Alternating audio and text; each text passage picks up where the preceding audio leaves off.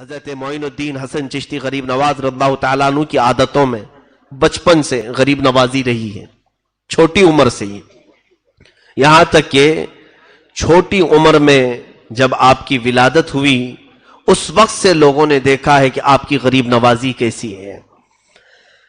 ایک دن باغیچے میں کام کر کے تھک کر بیٹھے تھے کہ ایک کوئی بزرگ آئے، آ کر کے انہوں نے پوچھا کہ کچھ کھانے کو ملے گا؟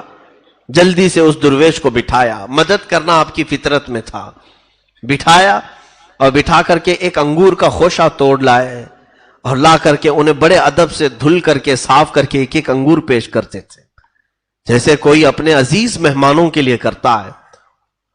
اب جب انگور کے خوشے تناول کیے، اس بزرگ نے پوچھا بیٹا تمہارا نام کیا ہے؟ کہا میرا نام حسن ہے اور لوگ معین الدین بھی کہتے ہیں۔ وہ بزرگ چونک گئے اور اس کے بعد انگور کے خوشے کھاتے کھاتے وہ رک گئے۔ کہا میں آج مقصد کو پہنچا ہوں، آج میں اپنے مقصد کو پہنچا ہوں۔ کہا کہ کیا مقصد کو پہنچے؟ آپ ہیں کون؟ انہوں نے کہا ویسے تو میرا نام ابراہیم قندوزی ہے، لیکن لوگ مجھے دیوانہ اور پاگل کہتے ہیں۔ مجذوب تھے وہ، دیوانہ کہتے ہیں اور بچے مجھے پتھر مارتے ہیں، اور میں ہوں بھی دیوانہ۔ اس بزرگ نے کہا تو حضرت غریب نواز کے بچپن کے حالات ہیں، پوچھا آپ دیوانے ہیں تو کس کے؟ تو حضرت ابراہیم قندوسی جو آئے تھے مجذوب، انہوں نے کہا میں حاجی شریف زندانی میرے مرشد کا دیوانہ ہوں، اور انہوں نے مجھے دیوانگی کی حد تک پلایا ہے اور چھوڑ دیا، اور مجھے ایک روٹی دی تھی اور اس روٹی کو یہ کہہ کر کے مجھے دیا تھا کہ جب تم اس مقام پر پہنچو جب تمہیں ساتوں عرش بغیر کسی تکلف کے نظر آنے لگیں تو آدھی روٹی کھانا، یا آدھی روٹی کھا لینا، اور آدھی روٹی اپنے پاس رکھنا۔ ایک بچہ آئے گا معین الدین حسن نام کا، یہ اس کی امانت رہے گی۔ میں اس آدھی روٹی کو پچھلے 30 سالوں سے سنبھال کر رکھا ہوں، آدھی روٹی کو، نہ روٹی سوکھتی ہے نہ سڑتی ہے، میری جھولی میں ایسی ہے۔ وہ روٹی اٹھائی حضرت غریب نواز کو دیا کہ یہ آپ کی امانت ہے، اور اس کے بعد وہ اچھل کود کرتے رہے جیسے دیوانے کرتے ہیں، کپڑے پھاڑتے رہے اور بال اچھالتے رہے اور چلے گئے، غائب ہو گئے۔ حضرت سرکار غریب نواز ان کو پوچھ رہے تھے کہ حاجی شریف زندانی ہے کون جنہوں نے روٹی بھیجی ہے؟ یہ چشتی سلسلہ ہے کیا؟ حضرت ابراہیم قندوزی اچھل کود کرتے ہوئے کہے تو اسی لیے بنا ہے، تجھے سب پتا ہو جائے گا، تو اسی کام کے لیے پیدا کیا گیا ہے، تجھے سب معلوم ہو جائے گا، اب مجھے بتانے کی ضرورت نہیں، غائب ہو گئے۔ وہ آدھی روٹی کھانے کے بعد جو غریب نواز کی زندگی پلٹی ہے، اب دنیا سے رغبت ہی ختم ہو گئی، نہ انگور کے باغیچے میں دل لگتا تھا نہ پنچکی میں۔ اب تک تو قرآن کی تلاوت کرتے ہی رہتے تھے، لیکن اب بے قراری اتنی بڑی، آپ نے سوچا کہ اس دنیا فانی میں رکھا کچھ نہیں ہے، میں رب تبارک و تعالیٰ کے قریب بڑھنے کے لیے کسی شیخ کامل کی طرف چلتا ہوں، علم دنیاوی، علم ظاہری، علم شریعت مصطفیٰ صلی اللہ علیہ وسلم، علم باطنی، یہ تمام علوم کے لیے میں نکلتا ہوں۔ وہ 14 سال کی عمر ہے، اس وقت یہ باغیچہ پورا آپ نے بیچ دیا، پنچکی بھی بیچ دیا، اور جو مال ملا وہ سب فقراء اور مساکین میں تقسیم کیا، تھوڑا سا اپنے کھانے کے لیے اور سفر کے لیے رکھا اور نکل پڑے۔ کچھ لوگوں سے پوچھا علماء کا مرکز کہاں ہے، اقطاب اولیاء کہاں رہتے ہیں؟ کچھ لوگوں نے بغداد کا نام لیا، کچھ لوگوں نے سمرقند کہا، کچھ لوگوں نے بخارا کہا، کچھ لوگوں نے نیشاپور کہا۔ یہ بڑے بڑے، ظاہر سی بات ہے اگر آج ہم سے آپ پوچھیں گے کہاں علم کا مرکز ہے تو ہم بھی 2-3 چیزیں بتا دیں یا کوئی اور بتا دے۔ غریب نواز کو جب اولیاء کاملین کے مرکز کے بارے میں یہ تمام شہروں کا ایڈریس بتایا گیا، آپ نکل پڑے۔ آپ نے ارادہ کیا سب سے پہلے میں بغداد چلتا ہوں۔ بغداد کے سفر پر نکلے، کیسے؟ اسی سنجر سے جب نکلے تو کچھ بھی نہیں تھا، گھر بھی نہیں، کوئی چیز نہیں۔ راستے میں سفر کے دوران آپ کو میں حیرت انگیز بات بتا دوں، غریب نوازی کہتے کسے ہیں، آپ بیچ راستے میں پہنچے تو ایک ایسا ویرانہ تھا، بہت دور تک جنگل اور بیابان जहां हू का आलम तारी है, कोई भी नजर नहीं आता। दो लोगों को देखा गुदड़ी में बैठे हुए हैं, लेकिन थे वो डाकू, वहां भेष बदल करके बैठते थे, रोज आने जाने वालों को रो धो करके या किसी तरह डाका डाल करके माल हासिल करते थे। उस वक्त जब सरकार गरीब नवाज का गुजर उस रास्ते से हो रहा था, तो वो दोनों एक दरख्त के नीचे बैठे। उनके करीब आने से पहले खुद गरीब नवाज उनके पास गए, पूछा, इस बयाबान में आप दो लोगों का तन्हा रात में बैठना क्या माने रखता है? उन्होंने कहा, हम दर हकीकत अजनबी हैं, परेशान हाल है, हमारे पास कुछ भी नहीं है, अगर आपके पास कुछ खाने की चीज है तो दे दे। अपनी झोली में सरकार गरीब नवाज के जो जो कुछ खाने का रखा था सब उठा के उनके सामने रखा। वो दोनों रहजन डाकू खाते रहे। जब खाना मुकम्मल हो गया तो पूछा कि कुछ माल भी है तो दे दे। गरीब नवाज अपनी पूंजी में से जो था निकाल करके सबसे पहले ये कहते हैं, माफ करना, मेरे पास जितना है मैं दे रहा हूं, शायद आपकी जरूरत पूरी इससे ना हो तो मेरे बारे में बुरा गुमान मत करना कि आपकी जरूरत मैंने पूरी नहीं की। ये कह करके माल पूरा दिया, पूरा दे करके ये कह रहे हैं, अगर तुम्हारी जरूरत पूरी ना हुई तो मुझे बुरा मत समझना, मेरी जितनी ताकत थी मैंने दे दिया। झोली पूरी झटक दी उनके सामने। वो दोनों रहजन डाकुओं ने ये पूरा माल लिया और पूछा, आप कहां जा रहे हैं? गरीब नवाज ने फरमाया, बगदाद का सफर है, वहां से नेशापुर है। गरीब नवाज की ये बात सुनकर वो दोनों कहने लगे, ए अजनबी मुसाफिर, तुम्हें मालूम है बगदाद यहां से कितना लंबा सफर है? कहा, हां मालूम है, 1 महीने की मसाफत है, 1 महीने का सफर है पैदल, और उसके आगे नेशापुर उतना ही आगे है। गरीब नवाज से उन दोनों ने कहा, 1 महीने का सफर है, आपकी झोली में न खाना बाकी रहा न माल बाकी रहा, आप कैसे आगे का सफर तय करेंगे? गरीब नवाज ने पलट करके कहा, इस बयाबान और वीराने में तुम जैसों को मौला मुझसे माल पहुंचा सकता है तो मेरे सफर में भी वही इंतजाम करेगा। तुम यहां भी बयाबान में और वीराने में बैठे हो, देखो आसपास किसका घर है? कुछ नहीं है, लेकिन तुझे रब ने खिलाया कि नहीं खिलाया? उन्होंने कहा, यकीनन मौला ने ही खिलाया है। कहा, जो तुम्हें मुझसे खिला सकता है मुझे किसी और से खिला सकता है? उसके बाद वो दोनों की आंखों से ऐसे आंसू जारी हुए, दोनों ने तौबा की, कदम पकड़ लिया और कहा, माफ करें, हम ना अजनबी हैं ना मुसाफिर हैं, हमने धोखा दिया है आपको, हम डाकू हैं, माल लूटते हैं जो भी यहां से गुजरता है, कभी उससे मीठी चपड़ी बातें करके और कभी जोर जबरदस्ती। सरकार गरीब नवाज ने फरमाया, बस तुम्हारे दिल में अब रब की मोहब्बत आ गई है, तौबा करो और जाओ, ये जो माल मैंने दिया इसी से अपनी जिंदगी पूरी बिता लो। उन दोनों ने कहा, नहीं हुजूर, आप जा रहे सफर में, ये माल रख ले। गरीब नवाज ने फरमाया, अल्लाह रब्बुल इज्जत की रब्बुल आलमीन की ये शान है, जब वो बंदों को देता है तो वापस नहीं लेता, तो बंदा बंदे को देकर वापस मांगे, ये मौला को पसंद नहीं है, मेरे रब को अच्छा नहीं लगेगा। इसलिए हिबा जो होता है वो बख्शिश है और बख्शिश दोबारा मांगी नहीं जाती, आप रख लो इसे। गरीब नवाज ने वापस 1 पैसा भी नहीं लिया, सफर में चल पड़े।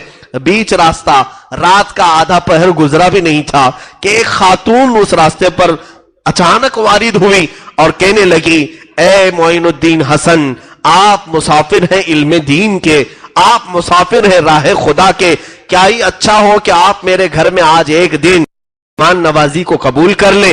गरीब नवाज ने उस बूढ़ी औरत के घर मेहमान नवाजी को कबूल किया, खाना खाए, रात गुजारी, सुबह उठ करके चले। वो दोनों जो रहजन हैं वो गरीब नवाज के मुरीद भी हैं, खलीफा भी है।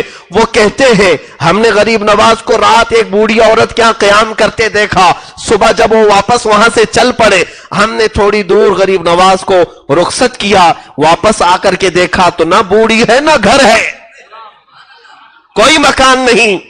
उस वक्त यकीन हुआ, सच फरमाया था मोइनुद्दीन हसन ने, जो बयाबानों में जंगलों में हमें खिला सकता है वो मोइनुद्दीन को तन्हा कैसे छोड़ सकता है।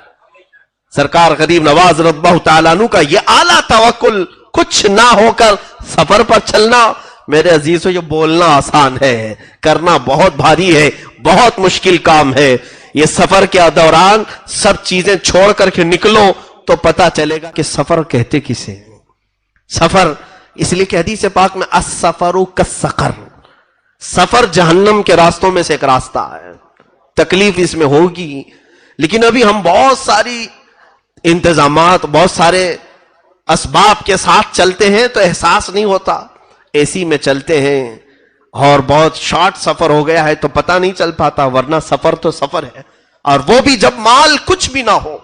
اور اسی سفر کے متعلق میرے آقا صلی اللہ علیہ وسلم نے فرمایا کن عابری سبیلا فی الدنیا کأنک غریب، اے بندے تو دنیا میں مسافر کی طرح جی، ایسا جیو جیسے کہ تم مسافر ہو، اس لیے کہ مسافر بہت سامان نہیں لیتا، سب چھوڑ کر جاتا ہے۔ اور سرکار غریب نواز رضی اللہ تعالیٰ عنہ نے اس حدیث پر عمل کر کے دکھایا، عمل کر کے ایسے دکھایا کہ سب کچھ چھوڑا اور پوری زندگی سفر کی حالت میں رہے، پوری زندگی مسافر جیسا رہتا ویسی رہے۔ جو آپ نے سارا سامان بیچ دیا تھا، رقم بیچی، پھر ان کے راستے میں کون کھلاتا ہے، کسی کو کوئی فکر کرنے کی ضرورت نہیں ہوتی۔ آپ اس طرح سے بغداد مقدس جب پہنچے تو سرکار غوث پاک سے آپ کی ملاقات بھی ہوئی، اور روایات میں ہے کہ تقریباً 57 دن تک سرکار غریب نواز غوث پاک کے ساتھ ایک ہی حجرے میں بیٹھے رہے، ایک ہی حجرے میں۔ اور غوث پاک رضی اللہ تعالیٰ عنہ نے باہر نکل کر کے اپنے مریدین سے کہا اے لوگوں اسے جانتے ہو، یہ جس علاقے سے آیا ہے وہاں سب علاقے کا یہ مقتدا ہوگا۔ مقتدا کہتے ہیں لیڈر کو، راجا کو، آج بھی اسی لیے لوگ راجا کہہ رہے ہیں، اسی لیے کہتے ہیں۔ غریب نواز کو غوث پاک نے فرمایا تھا یہ جس علاقے سے آیا ہے اس علاقے کا مقتدا ہوگا، لیڈر ہوگا، اور ایسا مقتدا انہیں بنایا گیا ہے کہ زمانے گزرتے گئے لیکن وہ مقتدائی اور وہ لیڈرشپ کبھی ختم نہیں ہوتی، وہ سلطنت اور حکومت ختم نہیں ہوتی۔ سرکار غریب نواز رضی اللہ تعالیٰ عنہ وہاں سے نکل کر پھر نیشاپور پہنچے، وہاں پر کچھ لوگ آئے اور ان سے بزرگوں کے بارے میں بات چیت کر رہے تھے، تو ایک بزرگ کا نام انہوں نے لیا کہ یہاں پر ایک بزرگ ہے حاجی شریف زندانی۔ جیسے ہی نام سنا اچھل پڑے، یہ کہاں رہتے ہیں؟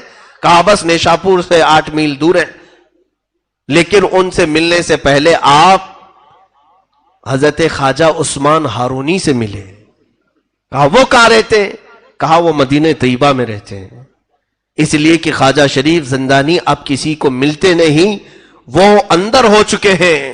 زندانی کہتے ہیں قیدی کو، قیدی کو۔ حاجی شریف رحمت اللہ تعالی علیہ پوری زندگی اپنے آپ کو قید خانے میں رکھ دیا تھا، قید خانہ جیسا ہوتا ہے، ان کو زندانی کہتے ہیں، قیدی کی طرح رہے۔ اس لیے کہ میرے آقا نے حدیث میں فرمایا دنیا سجن للمؤمنین و جنت للکافرین، دنیا مومن کے لیے قید خانہ ہے۔ تو یہ اولیاء ایک ایک حدیث کو لیتے تھے اور اس پر عمل کر کے دکھاتے تھے، قیدی بن کر کے رہے۔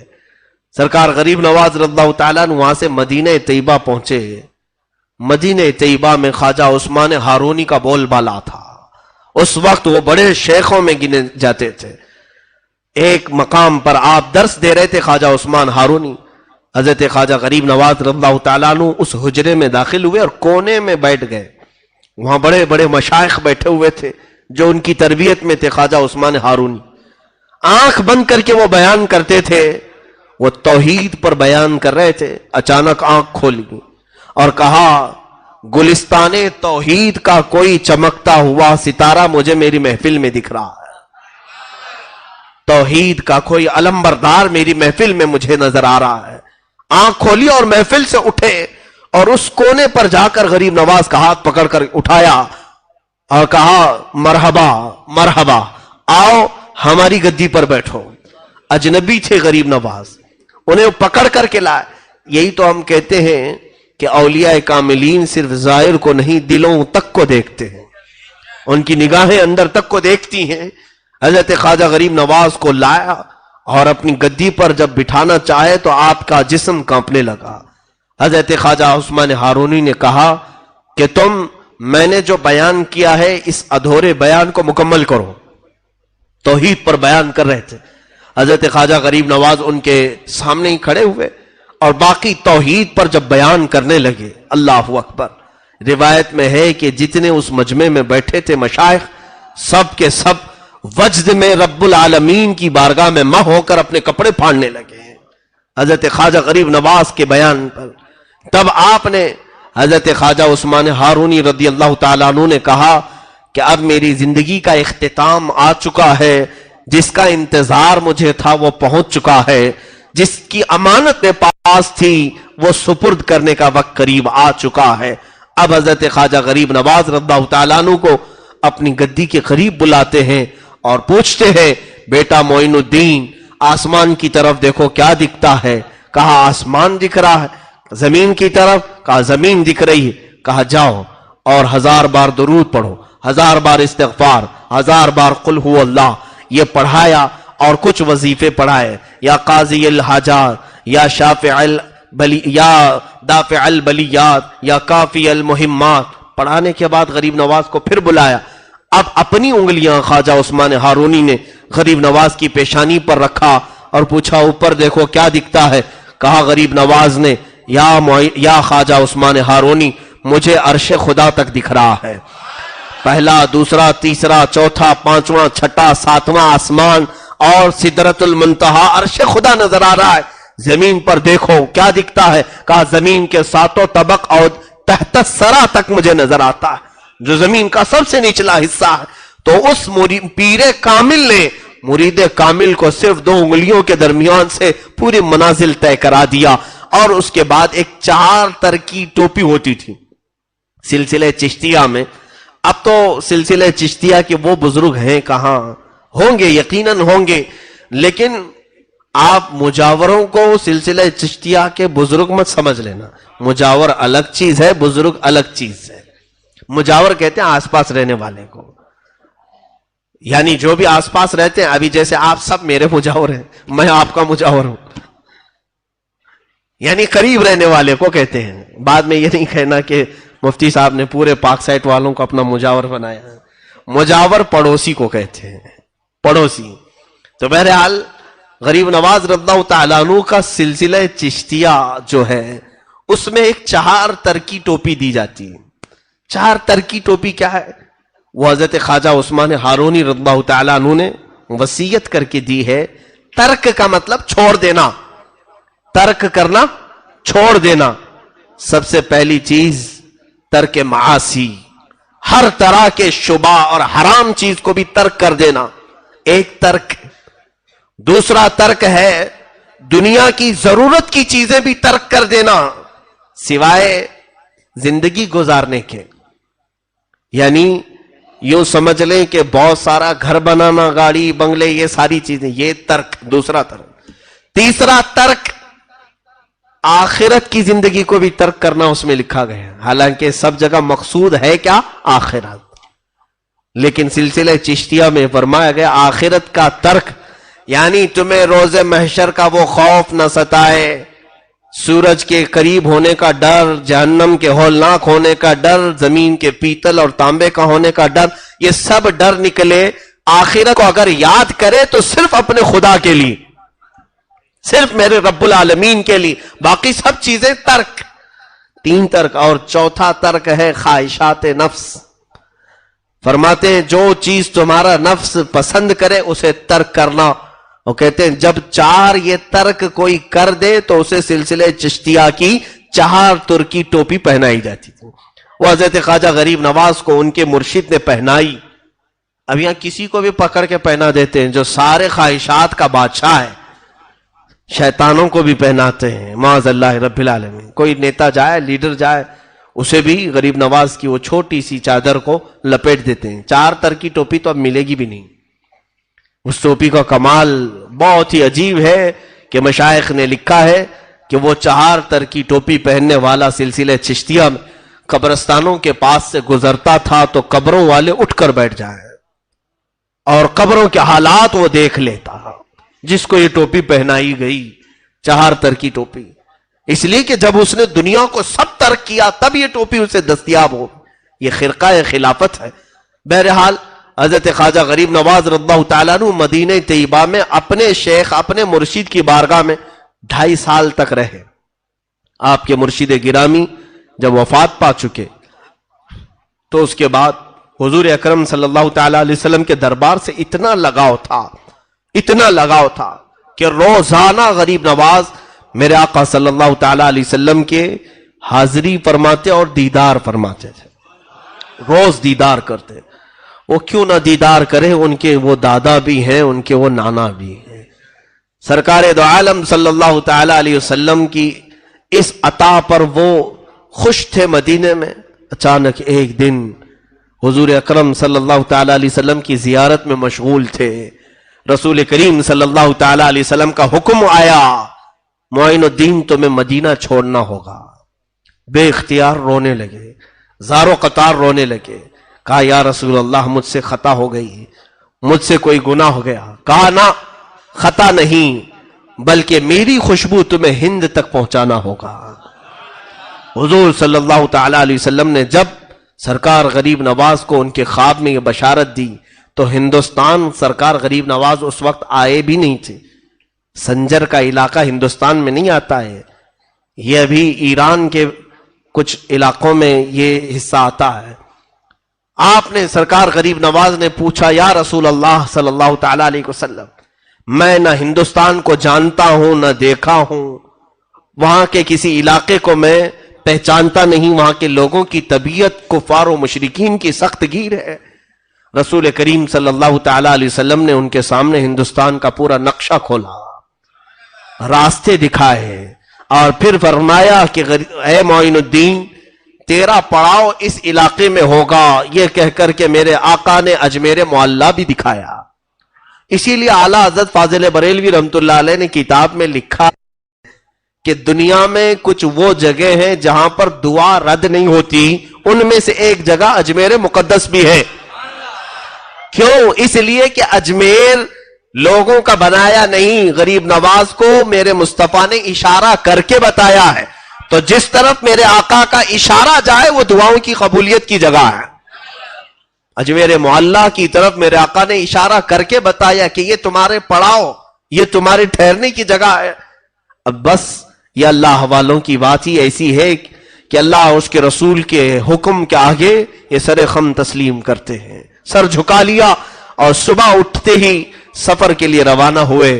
اب سفر پر جب چلے تو پھر یہ کافی لمبا سفر تھا، کئی مشائخ کی بارگاہ میں عبادات اور ریاضات کرتے ہوئے حضرت داتا گنج بخش ہجویری رضی اللہ تعالیٰ لاہور آئے، وہاں پر آپ نے چلہ فرمایا، اور وہاں سے کچھ فقیر آپ کے ساتھ ہوئے، ان فقیروں کے ساتھ ہندوستان کی سرزمین کا سفر آپ نے فرمایا۔ یہ وہ دور تھا جب یہاں پر راجے مہاراجے ہندوؤں کے اور بھی کئی علاقے کے کئی طرح کے مذہب والے یہاں پر جی رہے تھے، اور ان کی تانا شاہی، بادشاہی، ہر طرح کے ظلم و ستم کی کہانیاں بھی بڑی دراز ہیں۔ اس زمانے میں کئی مسلمان بادشاہوں نے یہاں پر حملے بھی کیے اور پھر کچھ علاقے فتح بھی کیے اور کچھ جگہ اسلام کا پرچم لہرایا بھی۔ یہ وہ زمانہ تھا جب شہاب الدین غوری نام کا بادشاہ ہندوستان آتا اور یہاں کے راجوں سے لڑائی کرتا اور واپس شکست کھا کر کے جاتا تھا۔ کئی حملوں میں ایک وقت یہ آیا کہ 1,00,000 کی فوج لے کر کے وہ آیا، لیکن پھر بھی شکست کھا کر ہار کر واپس جا رہا تھا، اور اس وقت دلی کی سرزمین سے وہ نکل کر کے افغانستان کی طرف جا رہا تھا شہاب الدین غوری۔ یہ وہ وقت ہے جب سرکار غریب نواز 7 یا 8 فقیروں کے ساتھ ہندوستان میں داخل ہو رہے تھے۔ وہ داخل ہو رہے تھے جب یہ فوج شکست کھا کر ادھر جا رہی ہے اور 8 فقیر ادھر آ رہے ہیں۔